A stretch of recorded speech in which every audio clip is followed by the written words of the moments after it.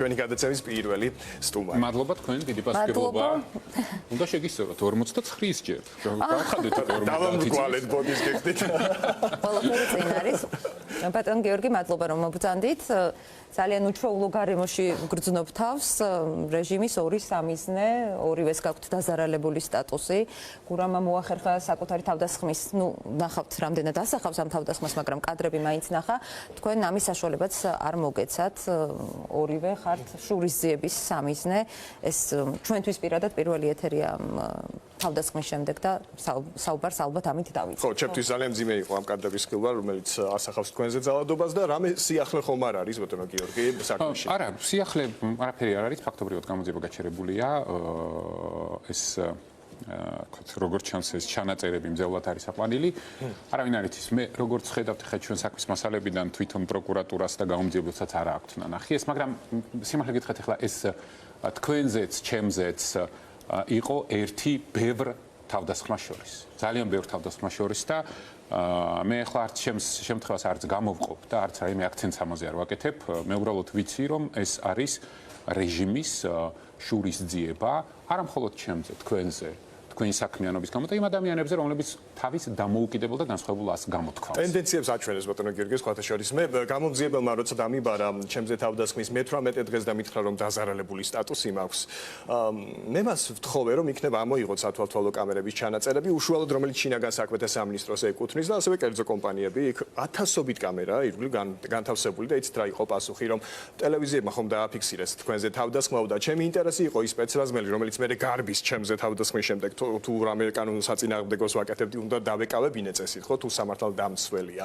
და გარბის და მაინტერესებდა სად მიდის, რომელ დანაყოფს უერთდება, იქნებ ნიღაბი მოიხსნა და აი ახლა მაყურებელი ნახავს ბატონო გიორგი კადრებს, რომელიც ჩემი საქმის მასალებშია, უბრალოდ აი ძალიან ვეცადე რომ საკუთარი თავი მეპოვა და ბოლოს აღმოაჩინე რომ კადრები, რომელიც ამოიღო კერძო კომპანიებიდან, კოკა კაციტაძის უწყებამ, არ ასახავს ჩემზე თავდასხმას, იქ უბრალოდ ერთ კადრში ჩანს ჩემი ფეხსაცმლით ვიპოვე ჩემი თავი. აი უბრალოდ მე მაყურებელი ნახავს ამ პროფესიული თვალით შეხედეთ თქვენს და რა შეიძლება გაკეთებულიყო და რა გაკეთდა რეალურად. მინდა კითხოთ, აი არა ძლევს შინაგან საქმეთა სამინისტრო საგამოძიებო უწყებას იმის საშუალებას რომ ასე ვთქვათ ოფიციალურად უწყების კადრები იყოს ამოღებული გამოძიების ფარგლებში. რატომ აი რა ინტერესი შეიძლება იყოს?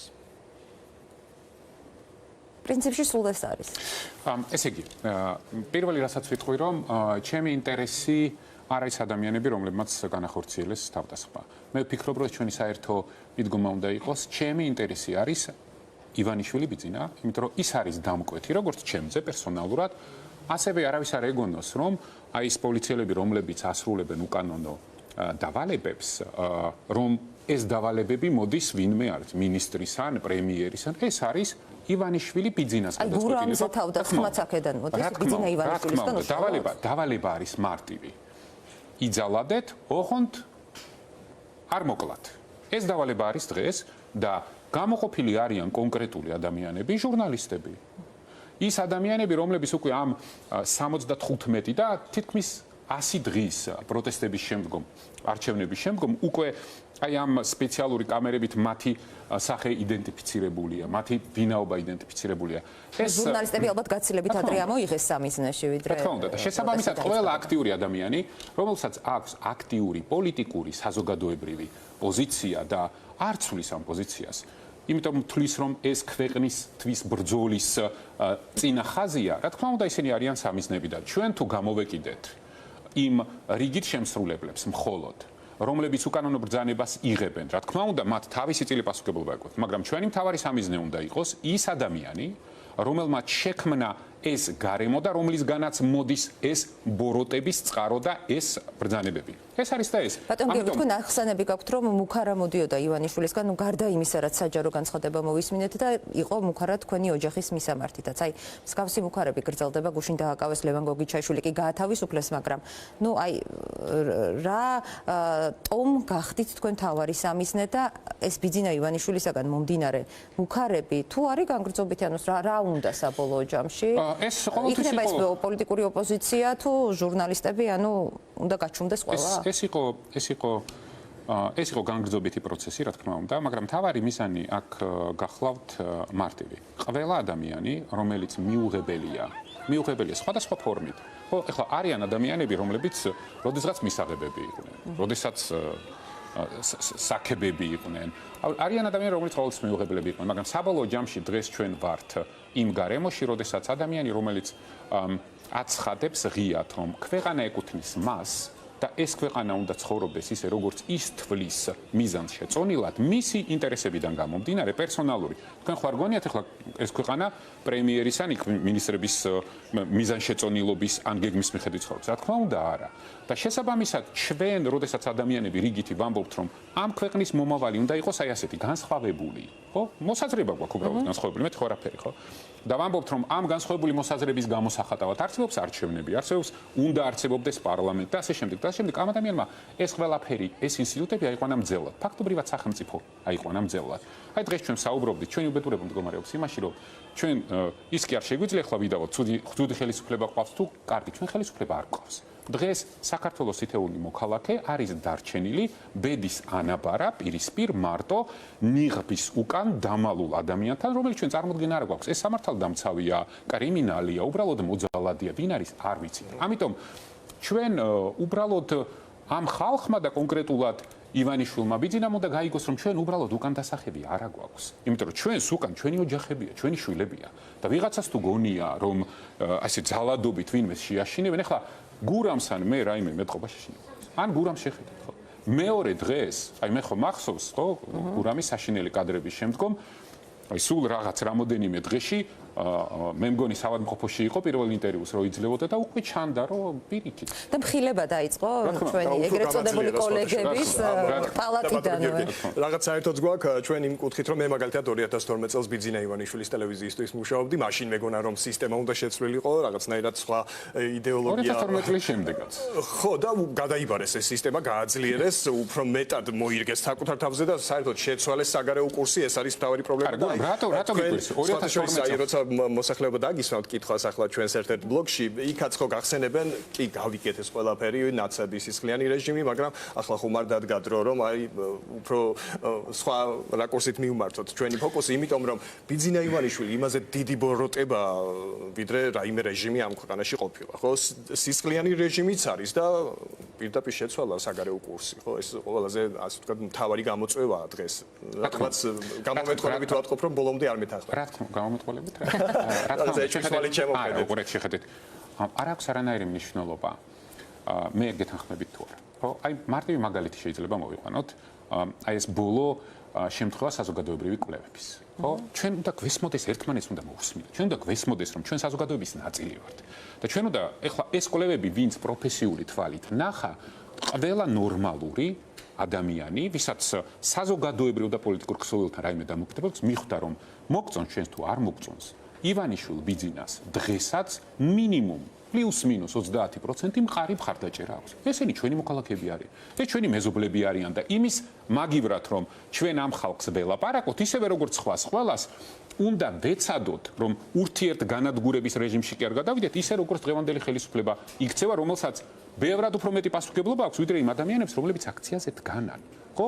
და აი ეს რადიკალიზაცია, რომელიც შემოგთავაზა როგორც მთავარი თამაშის წესი ხელისუფლებამ, მასაც ეს 30% საქართველოს მოქალაქეების უბრალოდ მძევლად ყავს აყვანილი. აი მე ბევრჯერ მithkomს და ხო არის ადმინისტრაციული რესურსიც, აქ არის საჯარო სამსახურებში დასაქმებულები, შედის ამაში თუ გულწრფელი მხარდაჭერას აქ მთავარი რა არის ცით? მთავარი არის ის, რომ რა მნიშვნელობა ხლა ამას არ აქვს. ეს მხარდაჭერა ხო არის ხო? აი შეხედეთ. ჩვენ უნდა გვესმოდეს, რომ დღეს საქართველოს მოქალაქეების დიდ ნაწილს არ აქვს უბრალოდ შესაძლებლობა ინფორმირებული არჩევანი გააკეთოს, იმიტომ რომ მათზე ზემოქმედებენ პროპაგანდის საშუალებით, მათზე ზემოქმედებენ, მათზე სოციალურ წნეხს ახორციელებენ, მათზე სამართალდამცავი სისტემის წნეხს ახორციელებენ, შანტაჟს ახორციელებენ, მოსყიდვას ახორციელებენ. ბევრ რამეს ახორციელებენ და ამ ადამიანებს ყველაფერთან ერთად რო დაუმატოთ, ხო, რომ მათ ინფორმირებული არჩევანის გაკეთების შესაძლებლობა არ აქვს, ჩვენ უნდა მაშინ ჩვენი შეცდომებიც ვახიაროთ და ვთქვათ, რომ ამ ადამიანებს, როდესაც აი ეს უვარგისი ხელისუფლება ეფექტურად ომით ატყუებდა და აშინებდა, ესე იგი ჩვენ რაღაც სწორი სიტყვები ვერ ვიპოვეთ. სწორად ამას ვერ დავიწყებთ. საკუთარი თავის შეცდომასაც ხედავთ ამაში, ხო? რა თქმა უნდა. ამიტომ ჩვენ ყველას უნდა გვესმოდეს, რომ როდესაც დღეს ვსაუბრობ, დღეს ხო მკაფიო წყალგამყოფია, ხო? დღეს გასაგებია, რომ ის რაც ხდება ჩვენს რეგიონში, რაც გეოპოლიტიკურად ხდება, ჩვენ თუ შემდეგი 2-3 წლის განმავლობაში დაუშვით ისეთივე შეცდომები, რასაც ბოლო 3-4 წელი უშვებთ. არავინ არ გაარკვევს, ელისო, 10-15 წლის შემდეგ. თუ ჩვენ არ გავიმარჯვებთ, მე დარწმუნებული ვარ, რომ გავიმარჯვებთ, მაგრამ არავინ არ გაარკვევს, ვინ იყო ოპოზიციაში და ვინ იყო ხელისუფლებაში. ეს ამ თაობის დამარცხება იქნებოდა. ჩვენ ეს არ უნდა დაუშვათ. იმიტომ რომ ვერავინ ვერ გაარკვევს, ვინ უფრო მართალი იყო, ვინ ნაკლებად მართალი იყო. ამიტომ ძალიან მიხარია, რომ შეცდომების აღიარების ხასიათზე ხართ. ჩვენც აი ესეთი განწყობით ვარ. ჩვენ ამ ფორმატში პირველად ხვდებით ერთმანეთს და ამიტომ ძალიან მიხარია, რომ ასეთი განწყობით ხართ. თუ მზად ხართ მოვუსმინოთ მოქალაქეების განწყობებს, აქვე მე და გურამი გეტყვით, რომ რუსთაველზე პარლამენტის შენობის წინ ჩავწერეთ ეს ინტერვიუები, შემჩევითი შერჩევის პრინციპით. მე ბერსოს ვისაუბრე რუსთაველზე. ნახეთ სხვადასხვა გუშინ, არ ვიცი, აი ამდენი მოსაზრების მოსმენის საშუალება თუ გქონდათ, პრინციპში აი ძალიან კეთილსინდისიერი მონტაჟია, ნუ ხაილიც აგვიხლია და აუცილებლად უნდა ვთქვათ, რომ ერთ-ერთი პირველი რესპონდენტი, ვინც შეხვდა მართლა შერჩევითობის პრინციპით, იყო რეჟისორ გიორგი ოკმელაშვილის დედა, რომელმაც გვითხრა, რომ თქვენ მოგცათ ხმა ბოლო არჩევნებზე და საინტერესოა მისი მოსაზრებაც და ზოგადად კითხვები, აი რას მოიცავს, თქვენაზეც ისაუბრეთ ახლა გამარჯვებისთვის რა საჭირო, აი ნახოთ ხალხი რომ გედავს ამ გეგმას. ნახოთ ხალხის კითხვები გიორგი გახარიასთან. ერთსაც ვუსმენ, მეორესაც ვუსმენ და ვერ ხვდები რომელია მართალი, იცით? მე იმდენი პრობლემები დამიგროვა ამ ხელისუფლებამ. იცით ალბათ რომ ჩემს შვილს 5 წელი მიუსაჯეს, ხო იცით? რისთვის მე თვითონ არ ვიცი. თვითონაც არ იციან. აი ესეთი დაბნეული ვარ. ვეღარ გავიგე შვილო, ვისი დავიჩერო. აი თქვენ შულს რას ეთქვა? იცი რა, გიორგი დედა განძლეობას გისურვებ და მე ჯერა რომ მალე გამოვა იქიდან. აი თუ ეს მუხტი გაგრძელდა, მე მგონი გამოვა რა ვიცი. ყოველდღე დადიხართ აქციაზე? რა თქმა უნდა, თუ მე არ დავდივარ, ჩემი რძალი არაჩვეულებრივი რძალი ყავს და ჩემი შვილი დადის. პატარა ბიჭი ყავს და იმას საღამოთი მე ვიტოვებ ხოლმე და გოგოები მოდიან აქ. გიორგის მინდა უთხრა რომ ოჩაღად იყო, ჩვენ კარგად ვართ, მაგრამ ვიმისოთ როგორ ვართ კარგად აბა. მაინტერესებს გახარია რატომ არ ამბობს უარს მანდატზე, პარლამენტის მანდატზე. აი ეს მაინტერესებს. თქვენ გაქვთ რამე, ასე ვთქვათ, ვარაუდი, ეჭვი? არაფერი აბსოლუტურად. მე გახარიას მივეცი ხმა, გახარიას ამომრჩეველი ვარ და ისევ მისცემდით ხმას ახლა ხელახალი არჩევნები რომ ჩატარდეს. აი არ ვიცი. ეს არ არის სწორი, როდესაც ერთ-ერთი ოპოზიციური პარტიის ლიდერი ხარ, პასუხისმგებლობაც უნდა აიღო შენს თავზე და ეს მანდატებიც უნდა ჩახსრა. ვითომ და არაფრის მომცემის სიტყვებით მართლა მაინტერესებს ხალხს რითი აჯერებს, რომ ისინი რაიმეს გააკეთებენ. როგორ ფიქრობთ, მათ ამომრჩეველს არ ესმის არგუმენტები, სურათო არტოვებენ მანდატებს? ძირითადად მათ ამომრჩევლებსაც კი არ ესმით. რა არის ძირითადი არგუმენტი, რომლის გამოც ვერ ახერხებს უფრო აქტიურად პარტიებთან ერთად თანამშრომლობას. ეს არის ელექტორატული რაღაც ერთ-ერთი სვლა თუ რაღაც კიდე სხვა, რომლის არგუმენტი შეიძლება ჩვენთვისაც მისაღები იყოს. და მეორე უბრალოდ რჩევისაკით არ ჩემი პირადი როგორც მოქალაქის აზრი არის, რომ ეს რაღაცა სისხლიანი 9 წელი და რაღაც მე მგონი 12 წელი გავიდა იმის შემდეგ და უფრო მოძველებული ხომ არ არის, მით უმეტეს რომ ესეთი დინოზავრი ყავს მოსაშორებელი. ჩემი აზრით დაკვეთა მაინც არის ხალხის, რომ ეს ერთი მუხტი, ერთიანობა ასე ერთად შეკრული, ესე ვიხილოთ. რატომ თქვენ ის სიტყვები? აი რატომ თქვენ? რა სიტყვები? 59 ნაცმა დატოვა და 99 და ესე ყველა ნაცი იყო, ჩვენც ნაცი ყოფილვართ მაშინ. რა გამოვიდა? ესე იგი თუ ყველა ნაცი ყოფილა, ჩვენც და თქვენც მათ შორის. როგორ შეიძლება ახლა ასეთ რამე ეთქვა? აი ამ შპილკაობას მოეშვას სხვებთან და რაღაცნაირად ისე გააკეთოს, რომ პოზიტიური დღესდღეობით შემოგთავაზოს. პრინციპში ყველასთან ეგ თხოვნა მაქვს. რომ რაღაცნაირად ის გვანახონ თვითონ რითი არიან სხვებზე უკეთესები და არა ის რომ აი მე კი ცუდი ვარ, მაგრამ ესენ ჩემზე უარესები არიან. რავი, ეგ ყველა შეუძლია, ეგ მე ჩემი. პოზიტიური დღის წესრიგი ესე იგი. თითქოს ისევ მიდის ტენდენცია, რომ ყველა ეს პარტია, ვინც ოპოზიციაშია, თითქოს მე იმიტომ უნდა ავირჩიო, რომ ისინი გავყარო და იგივეს მეუბნებიან მართველი პარტიაც, რომ მე იმიტომ უნდა დავრჩე, რომ ესენი არ მოვიდნენ და იგივენაირ მოწოდებას გავაკეთებდი მე შექმნან პოზიტიური დღის წესრიგი.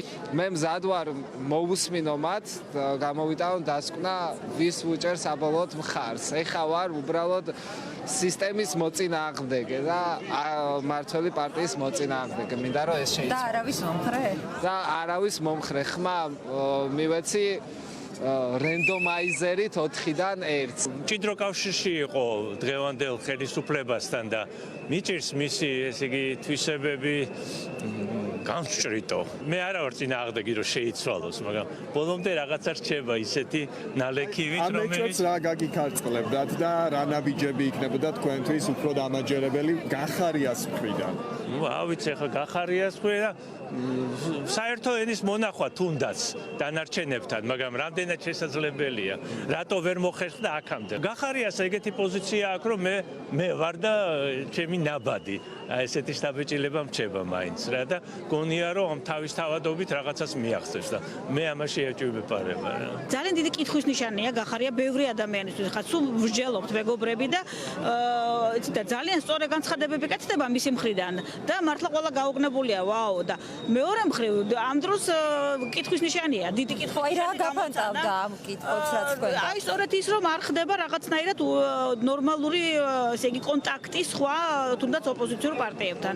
მესმის ყველა ოპოზიციურ პარტიას აქვს თავისი პლუსი და მინუსი და უბრალოდ რასაკვირველია არავინ არ არის ფრთიანი ანგელოზი. პირველ რიგში ეს არის ადამიანები, ვინც აქ დგანან და თუ ჩამოყალიბდება აი ამ ერთობით რაღაცა კიდე ახალი პლატფორმა, ეს მნიშვნელოვანია, მათთან ურთიერთობა და უფრო მეტი კონკრეტიკა. აი ეს რაღაცა მომენტში გაქრომა, არაფრის თქმა, მე ისევ რაღაცა აი ძალიან ეს მომენტი გაბნევს და ეჭვებს აჩენს, რომ ხომ არ არის პლან B პუტინისთვის. მე თავიდან რომ ჩამოვიდა გამოჩნდა პოლიტიკაში არ ვინდობოდი. მეგონა შენიღმული მოღალატე იყო რუსოფილი. მაგრამ მე რომ ვაკვირდები, ეხლა გამოდის საუბრობს, გამომეტყველებაზეც ხო ეტყობა, რომ უკვე გულწრფელია, აშკარად შეიცვალა.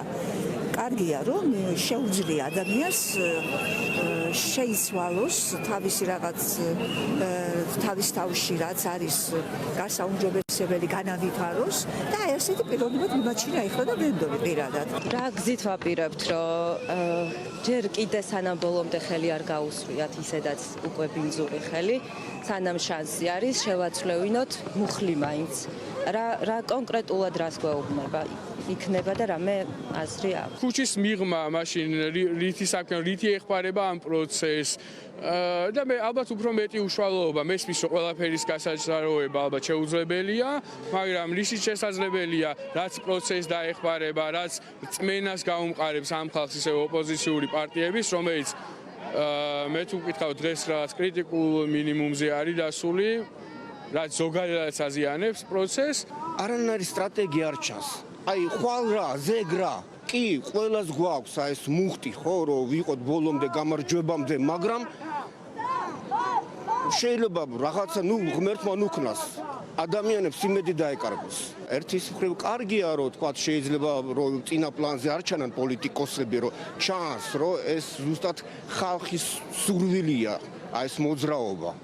ეს რო ჩანს, ეს არის ძალიან კარგი ერთის მხრივ, მაგრამ მეორეს მხრივ თითქოს და აი ეს პასიურობა პოლიტიკოსების მხრიდან, რომ აი სტრატეგია რო არ იგრძნობა და რაღაცნაირად წინსვლა, ხო, აი ხვალ რას ვაკეთებთ.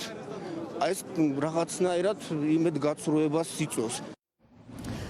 ისეთი ინფორმირებული დაგხვდნენ მოქალაქეები, შეიძლება ნებისმიერ პოლიტიკურ ანალიტიკოს გაიჭიბრდნენ. რა შტაბეჭდილებები დაგვრჩათ? ესე იგი, რა შტაბეჭდილებები დამრჩა? რა თქმა უნდა, ადამიანებთან საუბარი, აი აქციაზე, ცოცხალი საუბარი არის ძალიან მნიშვნელოვანი. იმიტომ რომ ბევრი ახალი რამ გავიგე. რა იყო ახალი? ბევრი მაგალითად გიორგი ოკმილაშვილის დედამ რა ხმა მოგცა ჩვენ. ეს ჩვენთვის თითოეულ ადამიანს აქვს ძალიან დიდი მნიშვნელობა. ძალიან დიდი მნიშვნელობა. მაგრამ არ იცის ისევ მოგცემთ თუ რა თქმა უნდა. ხო, მანდატების საკითხი იყო გადამწყვეტი ამ შემთხვევაში. ეხლა ამიტომ მივყვეთ და ნელა რაღაცა თქვენს გამახსენებთ მეც გამახსენებ. ყოველ შემთხვევაში ძალიან სტაბილურია დავიყო. მოდით იცით რა არის, აი ძალიან მინდა რომ ზია ამაღლობელის თემით დავიწყოთ, ან ჩვენ გადაცემაც აი ამ ფრაზით და ნუ შეუძლებელია დღეს. ზია ამაღლობელის თემით, ეს აინტერესებს ძალიან ბევრს. ზია ამაღლობელის თემასთან დაკავშირებით, რა თქმა უნდა, ერთმნიშვნელოვნად ყველა პოლიტპატიმარი, რომელიც დღეს საქართველოში არსებობს და ციფრი მე რაც მაქვს ბოლო ინფორმაცია 60-მეტია. სამი შიმშილობს. ყველა უპირობოდ უნდა იყოს განთავისუფლებული. ეს ერთი. ახლა რაც შეეხება ქალბატონი ზია ამაღლობელის შემთხვევას. ეს არის ყველანაირი მორალს და გონიერების მიღმა თავი უნდა დავანებოთ საერთოდ აქ სამართლებრივ განზომილებებს. მორალს და გონიერების მიღმა ეს ყველაფერი, მაშინ როდესაც აი შიშის და სასოწარკვეთილებით შეპყრობილი ხელისუფლება და მისი ხელმძღვანელები ამბობენ, რომ მოითხოვენ მოშიმშილე ქალისგან აღიარებას ფაქტიურად, როცა სინანულზე მიანიშნებენ, რა თქმა უნდა ეს კატეგორიულად მიუღებელია. ეს მე გამორიცხავს სამართლებრივ სახელმწიფოში ცხოვრებასაც თავის. ყველაფერს გამორიცხავს ეს გამორიცხავს იმდენად ყველაფერს, რომ ეს მე მეუბნება ერთადერთ რამეს, რომ ის რაც მე რამოდენიმე დღის წინ ერთ-ერთ ეთერში გავაკეთე, მე აი უნდა ვთხოვო ქალბატონ ზია ამაღლობელს, რომ შეწყვიტოს შიმშილი. იმიტომ რომ ის ჩვენ ისეთ ხალხთან გვაქვს საქმე, რომ მათ ეს რაზე არიან წამსვლელები? ყველაფერზე. მათ არ ესმით უბრალოდ ის ფასეულობები და ღირებულებები, რომლის გამოც ეს ადამიანი შიმშილი. და რაღაცა ვაჟკაცობაზე გველაპარაკებიან, ქართველობაზე, ბატონო გიორგი. საერთოდ მიუღებელია. და პოლიცია ამბობს, რომ რაღაცა ტკივილი განიცადა. ეს გაუგებარია. ამიტომ მე ვთვლი, გულწრფელად ვთვლი, მაინც ვიტყოდი ამას ამ გადაცემაში, რომ ჩვენ ყველამ საზოგადოებამ უნდა ვთხოვოთ. მან ყველას ყველაფერი დაუმტკიცა. ყველას ყველაფერი დაანახა. სად არის სიმართლე, ყველამ დაინახა. სად არის საერთაშორისო რეზონანსი აქვს ისეთი ამბავი. სად არის ნამდვილი თავდადება? ამ ადამიანმა ბოლოს და ბოლოს შიმშილობის სტანდარტი დადო ქვეყანაში. ხო? ამიტომ ყველას უნდა გვესმოდეს, რომ ჩვენ ყველას გვაქვს უკვე მორალური ვალდებულება ერთად, იმიტომ რომ ჩვენი ერთი ხმა არ ეყოფა. ჩვენ ყველამ ერთად საზოგადოებამ უნდა ვთხოვოთ მას პირველ რიგში და ისევე იმ ქათამაძესაც, რომელსაც საერთოდ აი მარტო ერთი ადამიანია, რომ მათ შემშილობა უნდა შეწყვეტოს. შეიძლება ძალიან რთული თემაა, მაგრამ ნიკოლოზ ჯავახიშვილისთვის მერვე მაინც ჩემი სათქმელი, რომ აი ზოგჯერ შტაბ-ეჭდილებამ რჩება, რომ ქართული ოცნება გვამზადებს, გვამუშავებს იმისთვის, რომ ყველაფერს შეგვაჩვიოს. აი ადრე მართლაც არიელი ფურცლისთვის დაკავებას განვიხილავდით რაღაცა კომიკურ ჟანრში, როცა ამ კადრებს უყურებდით მოსკოვის მაგალითზე თუნდაც და იგივე მოხდა ჩვენთანაც შევეგუეთ. აი ბევრ რამეს შევეგუეთ. აი თითქოს იმასაც უნდა შევეგუოთ, რომ აი ადამიანები შეიძლება საპატიმროში დაიღუპონ.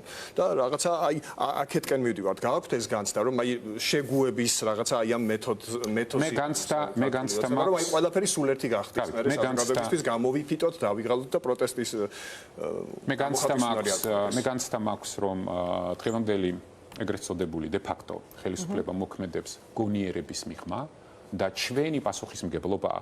ჩვენ უნდა დავანებოთ ამას თავი, გურამ. ჩვენ ხო პრაგმატული ადამიანები უნდა ვიყოთ. რატომ აკეთებს, რისთვის აკეთებს, ვისი დავალებით აკეთებს, რა მნიშვნელობა აქვს ამას ჩვენთვის? ჩვენთვის ხო ფაქტია, რასაც აკეთებს.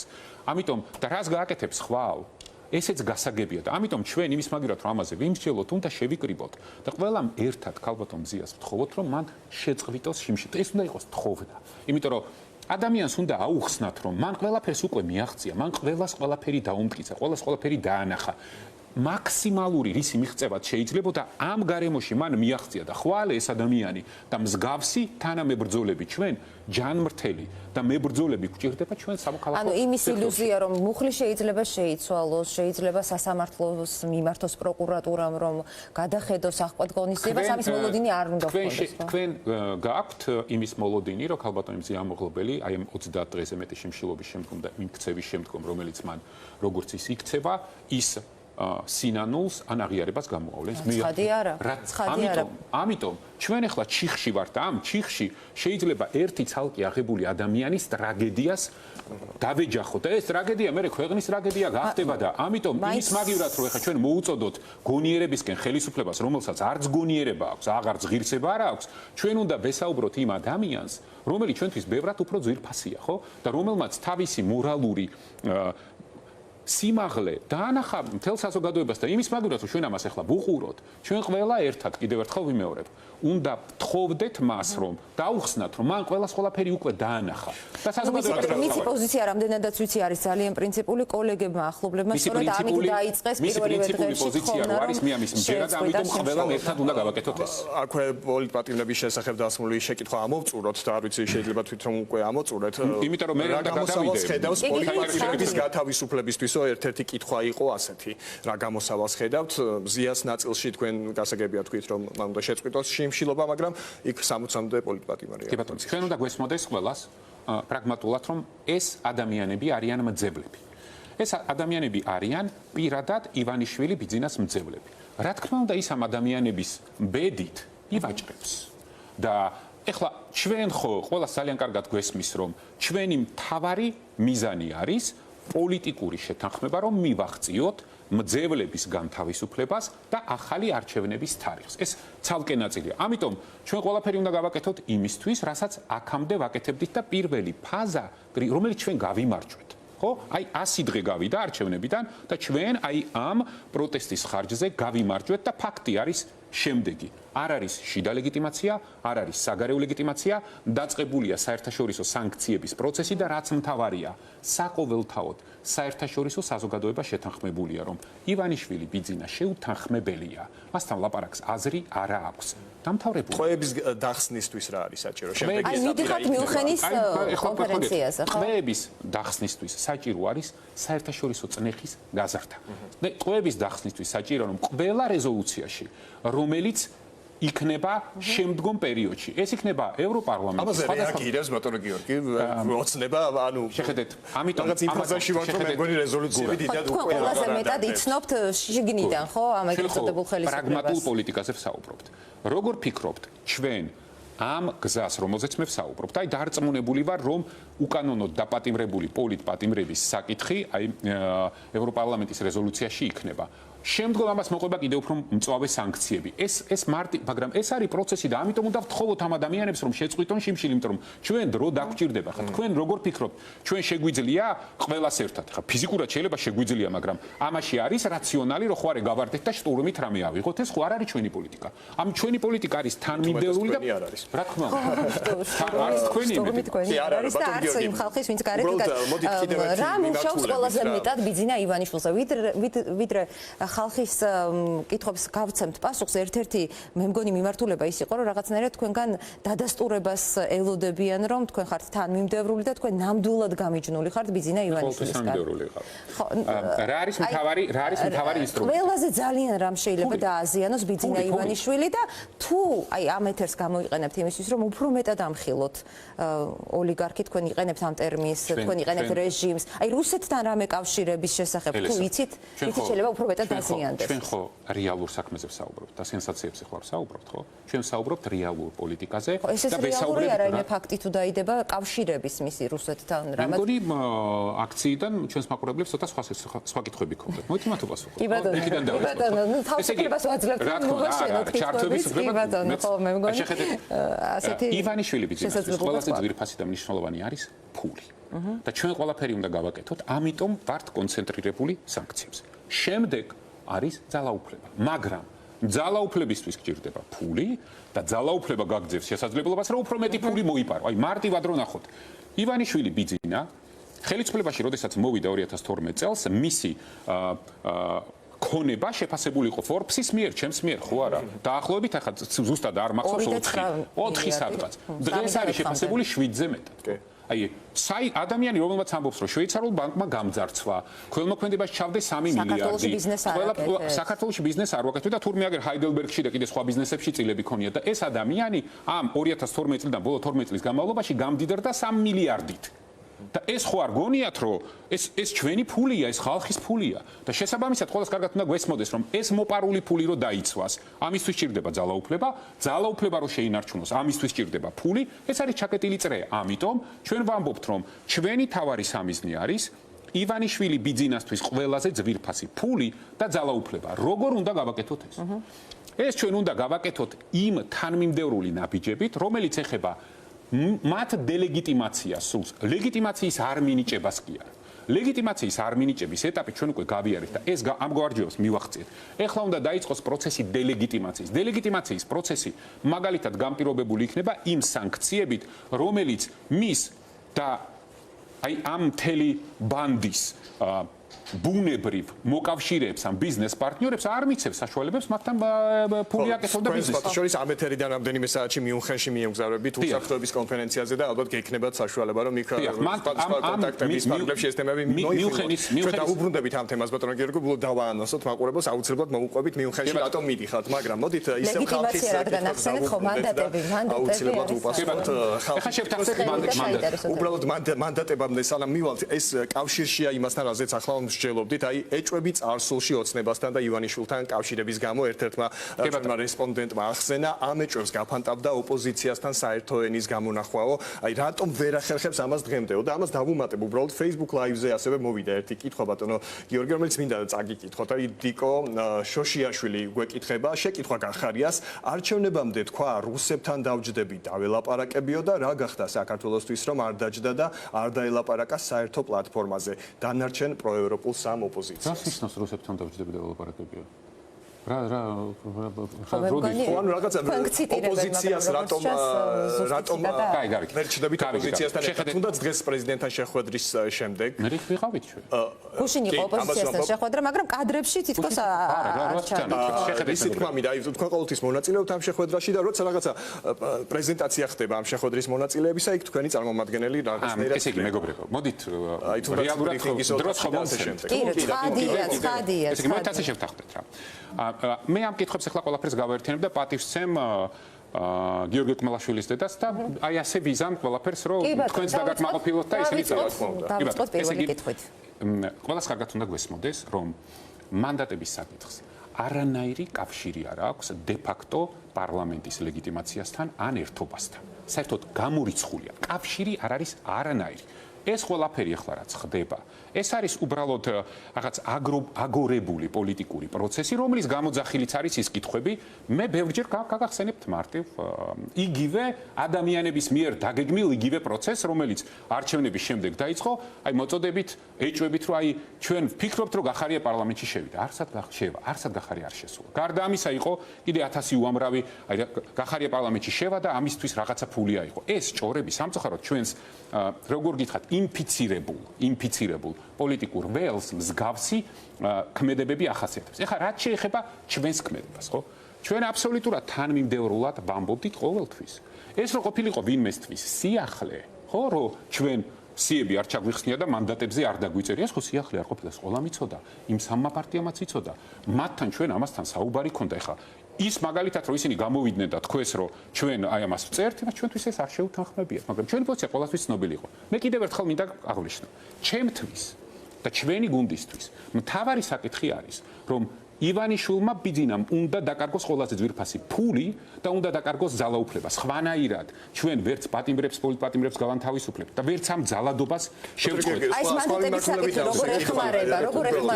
არა, აი ერთიანობის დემონსტრირების სხვა მიმართულებით დავსვიკითხა. აი ერთიანობის დემონსტრირებას რატომ დაუვიხართ? იმიტომ რომ მაგალითად დიმიტრი ცკეტიშვილი მიდის ხოლმე შეხვედრებზე, როცა იქ ყველა პარტიის ლიდერია და თქვენ როგორც ლიდერი პარტიის არ ხართ ამ შეხვედრებზე. იმიტომ რომ არის ფასეულობები საკითხი, რომლის ირგვლივაც ჩვენ ერთიანობა არ გქონია და არ გვექნება, მაგრამ არის საერთო ნაციონალური დონის საკითხები, სადაც ჩვენ ერთიანობა გვაქვს.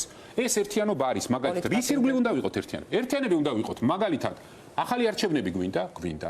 ქვეყნის ევროპული მომავალი გვინდა? გვინდა. პოლიტპატიმრები გასანთავისუფლებელია? გასანთავისუფლებელია. ივანიშვილმა ბიძინამ და ყველამ ვინც ამ ქვეყნის ფული მოიპარა, უნდა დააბრუნოს, უნდა დააბრუნოს. ერთიანობა სხვა რა არის? ეხლა თქვენ თუ ფიქრობთ, აი მაგალითად ისეთი მიღწევები როგორიც იყო პასეში. ეს ცალ-ცალკე მოხდა, არ მოხდა რა. მსგავს საკითხებთან ჩვენ ყოველთვის გვექნება აბსოლუტურად პრაგმატული და ერთიანი პოზიცია და არანაირი პრობლემა საოპერაციო დონეზე თანამშრომლობის არ არსებობს, მაგრამ საერთაშორისო ველზე საერთაშორისო ვალზეც და შიდა ვალზეც. შიდა პოლიტიკაზე ვამბობთ. საერთაშორისო ვალზეც და შიდა ვალზეც. მაშინ როდესაც ერთ-ერთი მოქალაქე იყო ბატონო გიორგი, უბრალოდ შეგახსენებთ, მოსაშორებელი გვყავს დინოზავრი და საქართველო არ გადასარჩენი და ცოტა მოძველებული ხომ არ არის სისხლიან 9 წელზე აპელირება ერთ-ერთი მოქალაქე გეკითხა. უყურეთ, მე ვაის გავეყარე და უის შევეყარე, არ მჭირდება. მე ძალიან კარგად უნდა ვიცოდე, რომ არც ერთი რადიკალური ხელისუფლება ეს იქნება ძველი ფორმაციის არ ვასახელებ ვიღაცას რომ რაღაც გული ნაკლებად გავიგეთ ნიკამენიას პირობითად. არა რა შურნიკა არ დამისახებია მე ინდივიდუალურად ხო ვიღაცა ჩემთვის ამას არანაირი მნიშვნელობა არ აქვს. ჩემთვის მთავარი მიუღებელი არის ის რადიკალური მიდგომა პოლიტიკასთან, რომელიც ამბობს მაგალითად მე რატო დავიწყე 50%-ით. არსად, ხო? ეს ადამიანები ხო არსად არ გაქრებიან. ისევე როგორც ნაციონალური მოძრაობის მხარდაჭერები არსად არ გაქრებიან. ჩვენი მთავარი ამოცანა არის, რომ ჩვენ შევქმნათ ახალი პოლიტიკური იდენტობის მატარებელი ადამიანები, რომლებისთვისაც არ იქნება გამარჯვება მეორეს განადგურების ფასად. იმიტომ რომ დღეს ოცნება პირდაპირ იძახის, მარტივით ოცნება პირდაპირ იძახის, რომ ეხლა ესენი ყველა უნდა გავასამართრო, ყველა უნდა დავამთავრო, ყველა უნდა დავხურო, ყველა უნდა დავიჭირო, ამას ღიად ამბობენ. ოცნება იმასაც იძახის 12 ნაციონალი დარჩა პარლამენტში და ისინი სწავლენ მაისიდან ყოველდღიური სიტყვებია. რა თქმა უნდა, მაგრამ მე ხო ამაზე ისტერიკა არ მემართება. მე ამას აღვიქვამ, როგორც ჩვენი ქვეყნის დღევანდელი პოლიტიკური კულტურის და განვითარების დონეს და მე ვცდილობ, აი ღიად პრაგმატულად ყველა კითხვაზე ვუპასუხო იმისთვის, რომ ეს კითხვები დღეს თუ ვიღაცას დარჩება, ხვალე ქმედებებით ეს კითხვები მოიხსნება და მე ეს გურამ რამდენჯერ მაქვს ცით გამოვლილი, იმიტომ რომ ჩემთვის ბრალი დაუდია ყველაფერში. რომ ელემენტარულად გამოჩნდეთ თუნდაც პრეზიდენტთან შეხვედრაზე, ლიდერებს შორის იყო. ხო რა, იცით მე აგერ 2 დღის უკან ვიყავი პრეზიდენტთან შეხვედრაზე. გასაგებია, მაგრამ ლიდერები როცა ერთად ჩანდნენ პრობლემა არის. აი ერთიანობის დემონსტრირება რატომ არის? მას ნიშნავს კაცო ერთიანობის გეუბნებით რომ საქმე რასაც ეხება, ყველგან პრობლემა არ არის. რა გინდათ ეხლა ფოტო გინდათ გადავიღო მე და მაინც ვინმესთან? თუნდაც ეს ხომ ხალხი მე არ მინდა ბატონო გიორგი თქვენ ხომ მოусმენთ ხალხის განწყობას ერთიანობას ითხოვენ ეს გადარჩენის გზად მიაჩნიათ. გურამ თქვენ როგორ ფიქრობთ? შევხედეთ მე რომ მეკითხებით მე მიყურეთ თვალები მოგაგები. როგორი არა გვაქვს. შევხედეთ თქვენი ცით ყველაზე დიდი გამოწვევა დღეს ქართული პოლიტიკისთვის რა არის? ყველაზე დიდი გამოწვევა დღეს ქართული პოლიტიკისთვის არის ის, რომ საქართველოს ამომრჩევლების ძალიან დიდ ნაწილს. აი აქ ყავს უკვე ოცნება, მაგრამ ძალიან ეშინია ნაციონალური მოძრაობის. და უნდა გესმოდეთ, რომ ამ მდგომარეობამდე ეს ხალხი მიიყვანა ერთმა და მეორემ. და ეს ფაქტია და როდესაც ერთი მემაბრალებს აი მარტივად გეტყვით ახლა მაგალითს, აი ეს ხალხიც აი აქ რო იყო, კითხვები ვინც დასვა, ხო? ერთმა თქვა რომ იცი რა მე ეჭვი მეპარება რომ აი რუსეთი ბიზნეს პროექტი B და რაღაცა თქვა. მეორე თქვა პირიქით, ჩემი ვალი რა არის ცით? და ჩემი მისია რა არის ცით? ერთსაც დაუმტკიცო რომ ცდება და მეორესაც დაუმტკიცო რომ ცდება. ერთი წუთი დავასრულო. ამიტომ კიდევ ერთხელ ვამბობ, ჩვენი პოლიტიკური იდენტობა არის ჩვენი პოლიტიკური იდენტობა. მაშინ როდესაც საკითხი ეხება ეროვნული დონის გამოწვევებს, როგორიც არის ევროპა, როგორიც არის არჩევნები, როგორიც არის პოლიტიკურ დამოუკიდებლად გააგზავნეთ.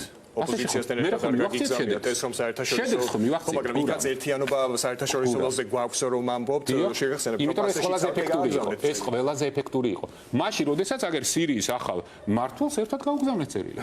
ამას რატო არ ამბობთ? იქაც არის ნეიტრალური ჟურნალისტი ხარ. რა? ბრიფინგზე იქაც არიყავით ლიდერი. როგორ მადევნებთ თვალყოს რა? რაღაც ძალიან მნიშვნელოვანი. ეს მომწონს ხათაშორი. იქაც უნდა გვესმოდეს ერთი რამ. მე ამას მკაფიოდ ვამბობ და ყოველთვის ვამბობდი. ჩვენი პოლიტიკური იდენტობა არის ჩვენი პოლიტიკური იდენტობა, მაგრამ ამას ერთიანობასთან არანაირი კავშირი აქვს. ვერავინ ვერასოდეს ვერ იტყვის რაღაც წუწუნის გარდა. ხა ვიღაცამ შეიძლება იწუწუნოს. აი რატო არ ვერ ვიღებ გახარიასთან ფოტოს. ნუ ბოდიში. ბატონ გიორგი, თქვენ ამბობთ, რომ თქვენი ქმედებები შემდგომ ადასტურებს ყველა იმ სკეპტიკური მოსაზრების გაქარწყლება ხდება ქმედებებით, ხო? აი, რადგან თქვენ ფიქრობთ, რომ ლეგიტიმაციის საკითხი დახურულია პარლამენტის. ყოველ შემთხვევაში, აი ახლა ხო, ფურცელზე 101 დეპუტატი ყავს საქართველოს პარლამენტს, რომელსაც არ აქვს აღიარება დემოკრატიული ქვეყნების. არც ეკნება. თქვენი 150 რო ყავდა მაშინ აღიარება ხონდა. ნუ ხო, ისე კარგი გადაცემა. არ ქონდა არც მაშინ. იცოდია, მაგრამ რადგან არსებობს ეჭვი და თქვენ ბევრჯერ გისაუბრიათ, რომ ნაციონალები დარჩნენ ქართულ ოცნებაში, ხო? ანუ დაპორტირების მრავალჯერადი ეტაპი ვნახეთ. თქვენ იღებთ სრულ პასუხისმგებლობას, როგორც ამ პარტიის თავმჯდომარე, რომ თქვენი პარტიის 12 წევრი, ვისაც ვინც აქვს მანდატი, არც ერთ იმ კრიტიკულ საკითხზე, რომელიც შეიძლება აი აგერ მერაბ ტურავას გასდის ვადა და მოსამართლე ექნება მარტში ასარჩევი, არც ერთ მსგავს საკითხში ხმას არ მისცემს, არც ერთი ესეთ თემას, ანუ არც ერთი 12-დან და მაისიდან, ბოდიში დავასრულებ, მაისიდან კიდევ 12 რო შევა. ვიცი უბრალოდ რასაც ვკითხავთ და აი ეს დეზინფორმაცია, რომელსაც ავრცელებენ და მე თქვენ საყვებით, მარტივი კითხვა მაქვს თქვენთან. კი ბატონო. აი ნაციონალური მოძრაობის არჩეულმა ხალხმა რომ უისტიცის უმაღლეს საბჭოში ხმა მისცეს. იმათ რა თორ დაუსვით? აუცილებლად დაუსვით და კრიტიკული რეპორტაჟებიც გავაკეთეთ იმ პერიოდში, როცა გავაკეთეთ სხვა მეტი რა შეგვიძლია. და ანუ ნაციონალურ მოძრაობასაც რომ დაეტოვებინა მანდატი ზუსტად იგივე კითხვა გვექნებოდა. თქვენ ხო პარტიის თავმჯდომარე ხართ? 12 დეპუტატზე. შეიძლება დავასრულო? შეიძლება დავასრულო. ხო არ გინდათ რომ ხო ჩვენ დავასრულო? არა, რა თქმა უნდა. ჩვენი პირველი გადაცემა. აი შეხედეთ თქვენ კრიტიკული სიუჟეტი გააკეთეთ მას შემდეგ, რაც ნაციონალურმა მოძრაობამ მიყიდა ივანიშვილს ხმები. მას შემდეგ გააკეთეთ და მე მიპირისპირდებით ახლა, როდესაც მე მაშინ პარლამენტში ვიყავი და მსგავსი ნაბიჯი არ გადამიდგია, არც ერთი მიზეზი არ მომიცია და ამას ახლა მისვამთ. რატო იცით? გინდა გითხრათ რატო? იმიტომ რომ ამ ქვეყანაში სამწუხაროდ ტელევიზიები პოლიტიკურად აფილირებულები არიან. ზოგადად სკეპტიკურად არიან განწყობილები პოლიტიკოსები. ნაცებთან არის ყავი სკეპტიკურად განწყობილები. გურარა გითხარით გავაკეთეთ სიუჟეტი წინსწრებად გავაკეთებინა. როდის ეს ხო წინამოწვევის პარლამენტზე ლაპარაკობ. ეხლა რატო აკეთებ? ჩვენ ლაპარაკობ წინამოწვევის პარლამენტზე, რომელსაც ასეთი კრიზისი ლეგიტიმაციის ხმა ქონია, რომ შევიდეთ პოლიტიკოსები პარლამენტში. ერთადერთი მაინტერესებს თქვენ პირადად თუ იღებთ პასუხისმგებლობას ამ 12 დეპუტატზე, რომ არ შევლენ კოალიციაში არანაირი ხმა არ ექნება ქართულ ოცნებას ამ 12 დეპუტატზე. ამაშია ჩემი კონკურენტული უპირატესობა და იმიტომ არ ვიღებ ყოველ დღე იმ ხალხთან საერთო ფოტოს, იმიტომ რომ მე ჩემ გუნდში დარწმუნებული ვარ და მათ თავი რო გადაიზღვიონ, ჯერ სიების ჩახსნა ჭირდებათ და მე კიდე 1000 სისულელების კეთება და ისეთი ხარ მინდა უბრალოდ არ ვეხები ამ ხალხს, ხო იცით? აი მე ყველანაირად ვცდილობ რომ აქედან გამოვიდე. ესე კიდევ ერთხელ ვიმეორებ. ყველანაირი მცდელობა აი ახლა რაც ხდება. ხო მე ხო არ ვპასუხობ, ხო? ეს ხო კონკრეტული ადამიანები გამოვიდნენ და იქ რაღაც მთელი კამპანია მოაწყვეს, რომ როგორც წინაზე 2 თვის უკან რომ აი გახარია შევა, არავინ არც არ შევიდა და ეს უბრალოდ მათ სისუსტეს აჩვენებს, ხას კი არა. სამართლიანობისთვის უნდა ითქვას, რომ მაშინ სხვა პარტიების მიმართაც იყო ეგეთი ეჭვები იმ საზოგადოების მხრიდან, რომელიც იდგა რუსთაველზე.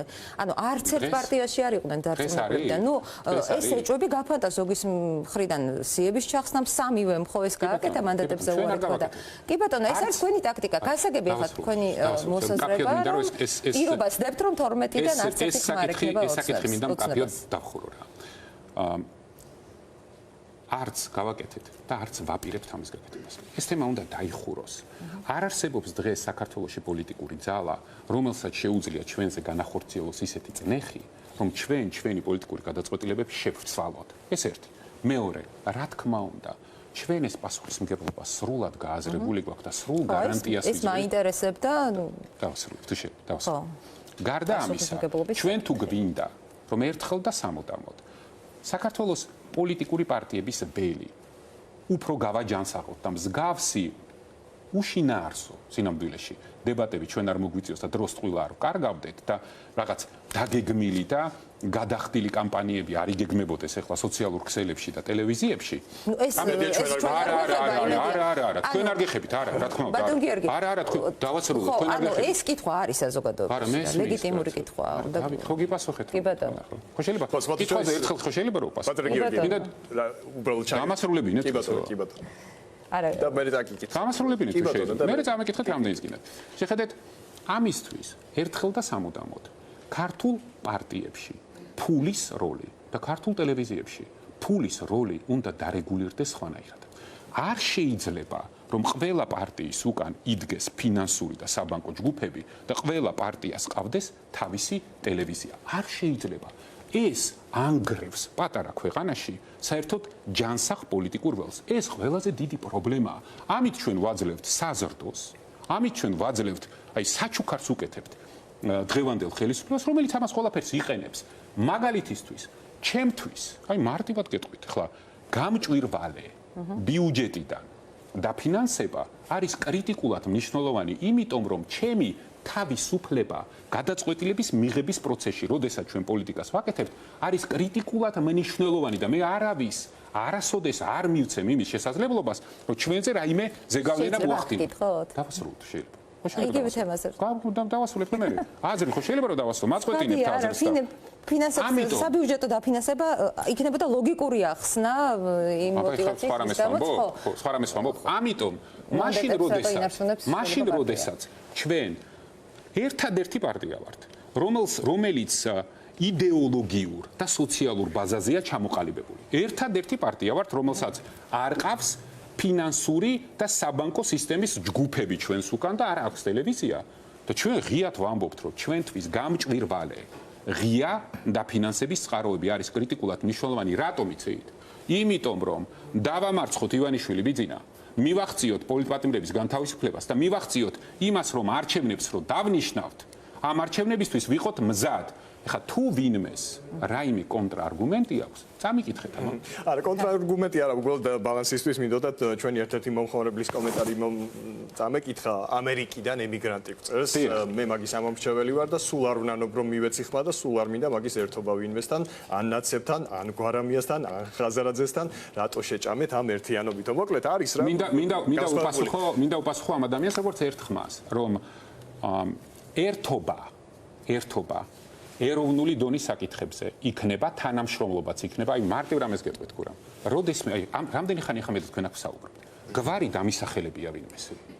აი საერთოდ არ მახასიათებს განსაკუთრებით კოლეგა ოპოზიციონ პარტიებზე თავდასხმაში. აი არ ვაკეთებ ეს ბანერი არ აღიქოს კარგად, რომელიც თქვენთან დაკავშირებულმა ფოტოები იყო კონკრეტული სახეები ადამიანების. მესმის რომ თქვენ მომზადებული ხართ. მესმის ხო რა თქმა უნდა სწორია ეს ყველაფერი, მაგრამ გინდათ ისტორია მოგიყვეთ. ვიღაცა ადამიანმა, არ ვიცი, ახალგაზრდა რაღაც ბანერი დადეს. თქვენმა ლიდერებმა გააზიარეს. თქვენმა ლიდერებმა გააზიარეს. არ ვამბობთ ვინ და შეიძლება დავასრულო. შეიძლება დავასრულო. პროფესიონალი. არასწორად იქცევით ახლა. ხო არ შეიძლება ხა ჟურნალისტური ეთიკა მოგვა. ძალიან საინტერესო. აბა არ მასრულებინებ და ეს ჩემს კოლეგებს პირველად გავაკეთე ცხოვრებაში ვთხოვე რომ აეხოთ და აიღეს. იმიტომ რომ ჩვენ ამ ერთობას უფრთხილდებით. ამის შემდეგ რო აიღეს, ყველას გააგებინა რომ აიღო და გაიხსნა ის მასირებული ცეცხლი, რომელიც გაიხსნა და ეხლა ამის შემდეგ გურამ, აი ეგრე ვზივარ და გეუბნებით, მაინც არ პასუხობ და არ უპასუხებ. რატო იცით? იმიტომ რომ ჩემთვის პრინციპულად მნიშვნელოვანი ერთობაზე ჭორაობა და ტელეკინიკი არ არის. ამ ერთობისთვის რაღაცა ჩემ თავზე გადაბიჯება და მე ამას ვაკეთებ. თქვენ თუ იპოვით, რომ როდესმე მე აი მსგავს თემებში შევსულ ვარ კონფლიქტში, რაღაცა დამიბრალებია, რაღაცა 1000 რამე დამაბრალეს. ერთ მხარემაც და მეორე მხარემაც. წყნარად შვიდად ვდგავარ, ვითმენ და ჯერჯერობით გამომდის ნორმალურად და როდესაც აი ამ არც მინდა აი გულწრფელად გეუბნებით იმ ახალგაზრდას რომ დაურეკე და ვთხოვე აიღო რომელმაც აი ვინ ერევა თქვენ გონიათ მე ახლა ჯერ ეგრეთ ერთ პარტიის წევრიც არ არის გვერდზე არის ადამიანი ჩვენთვის ეს ახლა სიახლეა ჩვენთვის სიახლე იყო ახლა ქართული არ გესმით ხო გეუბნებით რომ ერთადერთი ლიდერება მარ ვამბობთ ერთადერთი იყო კახა ქემოკლიძე და აიღო ვერ გავიგე არ გესმით რას ვლაპარაკობ? კი ბატონო, ნუ გვიბრაზდებით. არა, არ გიბრაზდებით, ხარ როდესაც ეგრეთ იმეორებთ, აბა რა ვქნა ეხლა. ჩვენთვის ეს სიახლე იყო, ბატონო გიორგი, ხა რაც მოყევით ამ ბანერთან დაკავშირებით, გასაგებია ძალიან ვრცლად კიდევ რო არ გავაგრძელოთ, მე მგონი ამოვწურეთ, ხო? მოხალხებით და ერთი დაგვრჩა, რომელიც სხვათა შორის აი წინასწარ გეტყვით, რომ ეხება უწივნის. ეს თემა იმდენად ბევრჯერ არის გავლილი ამ ტელევიზიის ეთერშიც და არ ვიცი წეგან თქვენ ტელევიზიებზე რაღაც ამბობდით რა დგას ვიღაცის უკან და ასე შემდეგ. ჩვენს გულწრფელობაში ეჭვი არ გეპარებათ და ჩვენს ჟურნალისტურ სტანდარტში. ანუ ჩვენ არანაირი ინტერესი აქ არ გვამოძრავებს. და ფინანსებთან დაკავშირებით ალბათ დღეს შეხვედრა იყო პრეზიდენტთან და იქ ძალიან დეტალურად იყო აღწერილი.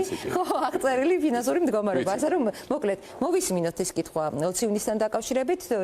შანსი გაქვთ კიდე მოვისმინოთ? ერთი კითხვა, მხოლოდ ერთი კითხვა და შანსი გეძლებათ რომ პლუს ერთი ამომრჩეველი დაიმატოთ თქვენს რიგებში. თუ ამ კითხვას უპასუხებთ. ფას გააჩნია. აი. გავრილოვის ღამეს ეგრეთ წოდებული დათვის ტყვიები მინესროლა ვისი ბრძანებით ესროლეს ამ ადამიანებს. ამდენი წლის განმავლობაში ამ კითხვაზე პასუხი რა თქმა უნდა მე იმ რამდენიც ეს კითხვა დაუსვეს მას ის თავს არიდებს და გაურბის თითქოს ესე იგი პარლამენტში იჭრებოდნენ და ეს იყო კანონიერი ქმედებოდა რაღაცა მაგრამ ჩვენ ზუსტად ვიცით რომ ეს მისი გაცემული ბრძანება არ იყო. და რატომ არიდებს ეს კაცი თავს გამოვიდეს, ესე იგი თუ უნდა რომ მართლა პოლიტიკაში იყოს, მართლა მხარდამჭერები ყავდეს, მართლა რაღაც დაამტკიცოს რომ ის ნამდვილად არის მაგარი ქართველი. პოლიტიკოს თავი დავანებოთ. მას რომ არ გაუწია ბრძანება ეს საიდან გაქვთ ეს ინფორმაცია? ხო, საიდან რატო გჯერათ ამის? იმიტომ ჯერა რომ გახარია თვითონ არ არის ასეთი სასტიკი ადამიანი, როგორიც ეს ბრძანება იყო. რა ეჭვი გაქვთ, ვინ შეიძლება რა თქმა უნდა, ესე იგი უბრალოდ მე ეჭვი მაქვს რომ ეს ბრძანება გასცა ვინმე სხვამ, შეიძლება თანამდებობრივად მასზე მაღალმა, ან შეიძლება даже მასზე დაბალმა, მაგრამ უშუალოდ ეს ხო და ეს კითხვა მაქვს გახარიასთან და გადაეცით იქნებ საბოლოოდ დაუსვას ამას წერტილი და მე პირადად გავხდები მისი მხარდამჭერი არა ვარ და გავხდები მისი მხარდამჭერი და უპარტიო ვარ და შევალ მის პარტიაში. მიხეილ ცეცხლაძე ვარ. ასე იგი მიხეილ ცეცხლაძე პირობას დებს რომ თუ გახარია ამ კითხვას უპასუხებს ის გაწევრიანდება მის პარტიაში. რა თქმა უნდა და ვიქნები აქტიური პარტიის წევრი. ძალიან კარგი ადგილია რუსთაველი დებატებისთვის. ნამდვილად, მადლობა. რამდენჯერმე კი გაგვიბრაზდით, მაგრამ თქვენ სამუშაოზე გვინდა დირია. გახდება მიხეილ ცეცხლაძე თქვენი ამორჩეველი. საკმაოდ ჯანსაღი დისკუსია გქონდა. ფართოქს ხო დამპირდით და მეც დაგპირდით რომ იპასუხებთ მეთქი რა. ხო, აი არ გვინდა ნამდვილად რომ გაცხარდეთ. ხო, 20 ივნისზე თუ შეგიძლიათ უფრო მეტი თქვა, ვიდრე აქამდე გითქვამთ. ჩვენ მოვისმინეთ ფორმულას ეთერში. გაიცვალეთ ერთი რამ რა. განსაკუთრებით დღეს მას შემდგომ, რაც რუსთაველზე ხდება, ხო? 20 ივნისის საკითხი. სულ უფრო და უფრო მკაფიო და ნათელი ხდება ბევრი საქართველოს მოქალაქისთვის. უნდა გვესმოდეს ერთი რამ, რომ მე არასოდეს ის იმ ცოდნებს, ხო, იმ ინფორმაციებს, რომლებსაც ვფლობ, დი, მაშინ, როდესაც მაღალ თანამდებზე ვიყავი, არ გამოვიყენებ განსაკუთრებით პოლიტიკურ ბრძოლაში პოლიტიკური დივიდენდების და ვიღაცის დასამარცხებლად, იმიტომ ამის გარეშეც დავამარცხებთ. ასე იწყება ყველაფერი ცუდი. მსგავსი კომპრომისები შემდგომ აფუჭებენ საერთოდ ყველაფერს და უნდა გვესმოდეს, რომ ჩემი თანმიმდევრულობა მდგომარეობს სწორედ იმაში, რომ სანამ მე პოლიტიკაში ვარ და სანამ ამ ქვეყანაში პოლიტიკურ პროცესში ვცხოვრო, რა თქმა უნდა, ჩემი პოზიცია 20 ივნისთან დაკავშირებით როგორიც იყო, იქნება ისეთი. ამიტომ კიდევ ერთხელ გეუბნებით, რომ მე ამ საკითხს როგორც აი რანაირადაც არ უნდა დამიტრიალო. როგორც არ უნდა, ასე ვთქვათ, მე ყოველთვის ვიტყვი, რომ იქ ჯერ ეგერთი რაღაც ნიუანსებზე განმარტებებს არ გავაკეთებ, იმიტომ რომ ადამიანს სწორად ჯერა რომ ბრძანება ირაკლი შაიშმელაშვილმა ფორმულას დღეს უთხრა, რომ თქვენ არ გაგიციათ ბრძანება. ირაკლი შაიშმელაშვილი არის გედდეს ყოფილი თანამშრომელი, რომელიც ქვეყნიდან ახლა უკვე წასულია. მან თქვა, რომ გახარიას არც რაციით არ ყოფილა ეს ბრძანება და ნუ ყოველ შემთხვევაში მე კიდევ ერთხელ ვიმეორებ. იმ ღამეს რაც იქ მოხდა. ამაზე პასუხისმგებელი ვარ. ბრძანება თქვენ გაეცეთ? ამ ადამიანს ჯერა რომ თქვენ არ გაგიციეთ. გურამ. ნუ დაანებეთ ამ ადამიანს თავის რწმენით მე თავი. დაანებეთ ამ ადამიანს თავის რწმენით. ნუ ანუ თქვენ იმაზე მეც რომ რას იმაშვებით ამ ადამიანს? იმაზე მეც რომ თქვენ იღებთ პასუხისმგებლობას არ ამბობთ ამ თემაზე. რა თქმა უნდა. რა თქმა უნდა, იმიტომ რომ მე ამას არ გამოვიყენებ, იმიტომ რომ ისეც გავაკეთებ, რაც გასაკეთებელია მერწმუნეთ, დროის საკითხია ყველაფერს დაიმე. მიუნხენში მთავარი გზავნილი რამე გაქვთ ეს ყვით? მიუნხენში ყველაზე მნიშვნელოვანი და მთავარი გზავნილი იქნება ყველა პოლიტპატიმრის სახელი, ყველა ადამიანის დაუყოვნებლივ განთავისუფლების მოთხოვნა უკვე საერთაშორისო დონეზე, ეს არის კრიტიკულად მნიშვნელოვანი. ჩვენ არ მაცალეთ რა, რომ მელაპარაკა, ჩვენი მთავარი ამოცანა დღეს რა არის? ჩვენ ქვეყნის შიგნით, აი გეგმა რა არის? ქვეყნის შიგნით გვაქვს სტრატეგიული ამოცანა. უნდა მივახციოთ ახალ არჩევნებს, ახალ საარჩევნო გარემოში და პოლიტპატიმრების განთავისუფლებას, იმიტომ რომ ეს მიღწევა პოლიტპატიმრების ხარჯზე არ შეიძლება. ამას ფასი არ ექნება არანაირი. მათი განთავისუფლების შემდგომ ახალი არჩევნები, ახალ საარჩევნო გარემოში. ეს არის ჩვენი შიდა პოლიტიკის დღის წესრიგი, რომელსაც ჩვენ უნდა მივახციოთ აუცილებლად შემდეგი 4-5 თვის განმავლობაში. საერთაშორისო ფლანგზე ჩვენი ამოცანა არის, რომ საქართველო არ დარჩეს ევროპაში გაწევრიანების პროცესის მიღმა, რომელიც დაიწყო მოლდოვასთან და უკრაინასთან. ჩვენი კრიტიკული ამოცანა, რომ ჩვენ ამ პროცესის ნაწილი უნდა გავხდეთ. ერთი და მეორე, როდესაც დიდი სისტემური სახელმწიფოები დაჯდებიან უკრაინის ომის შემდგომ მშვიდობიანი მოლაპარაკებების დროს ევროპის უსაფრთხოების არქიტექტურაზე სასაუბროთ, ჩვენი ქვეყანაზეც ეს უსაფრთხოება უნდა გავრცელდეს. აი ეს ორი სტრატეგიული ამოცანა გვაქვს ჩვენ, ორი ქვეყნის შიგნით, პატიმრები, არჩევნები, ორი ქვეყნის გარეთ. ევროპული გაწევრიანების პროცესი და უსაფრთხოების ფარდა, რომელიც დადგება როგორც შედეგი უკრაინის ომის შემდგომ. აი ჩვენ ამ ორი მიმართულებით 4 სტრატეგიულ ამოცანას თუ მივახცევთ, ჩვენ შეგვიძლია მშვიდად ვთქვათ, რომ ჩვენს მომავალ თაობებს დაუტოვეთ ნორმალური ქვეყანა და ამას თუ ვერ მივახცევთ. აი ახლა ჩვენ რისთვისაც ვიბრძვით, აი იგივე პრობლემებს გადავცემთ მომავალ თაობებს და ეს არის გეგმა, როდესაც ადამიანები კითხულობენ რა არის გეგმა, ამიტომ არის მე როდესაც ვარ თბილისში და საქართველოში ვდგევარ იქ სადაც ვდგევარ, ან პასუხცემ თქვენ პასუხებს, მაგრამ კითხვებს, მაგრამ როდესაც ქვეყნის გარეთ მუშაობ აი ამ ორ სტრატეგიულ მიზანზე, რასაც გავაგრძელებ და გავაკეთებ ახლა შეგიძლია კონკრეტიკა შეგვიძლია დავამატოთ, ვის ხვდებით და რა შემიძლია პრეზიდენტს არზე თუ გექნებათ ვინმე საკომუნიკაციო. რა თქმა უნდა, ქალბატონ პრეზიდენტთან ერთად ჩვენ იქ კომუნიკაციას გვექნება და ის არ იქნება როგორც იყო სხვა ვიზიტების დროს, როდესაც ეს არ შეგვეძლო. ირაკლი ყობახიძეს იქ არ ეპატიჟებიან ეს. მე გეტყვით რომ მე მექნება შეხვედრები ძალიან მაღალ დონეზე ოფიციალურ პირებთან, როგორც აღმასრულებელი ხელისუფლების, ასევე საკანონმდებლო ხელისუფლების, ფაქტობრივად ევროპის ამერიკის პრეზიდენტის ახალი ადმინისტრაციაც იქ იქნება და კარგი შანსი ერთი დამასრულებელად. ესე იგი თითქმის ევროპის უმრავლესი ქვეყნის საგარეო საქმეთა მინისტრებს შეხვდები.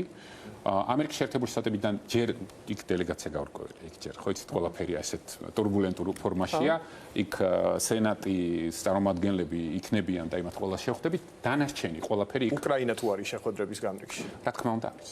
რა თქმა უნდა არის, იმიტომ რომ უკრაინის გარეშე დღეს ევროპული უსაფრთხოების საკითხი არ განიხილება. მადლობა. თქვენ მადლობა, ძალიან დიდი მადლობა მართლა რომ მოხვედით ჩვენს ახალ გადაცემაში, ახალ ფორმატში და მართლა უნდა შეგიქოთ გამბედაობა პოლიტიკოსის მხრიდან, რომ ხალხ პირველი ხართ, ვინც აი ესეთი ფორმატით ინტერაქციას დათანხმდით, მოისმინეთ მოქალაქეების კითხვები, მწვავე და ამას უპასუხეთ. აბა თქვენიც წარმატებებს გისურვებთ ახალ გადაცემაში. მადლობა.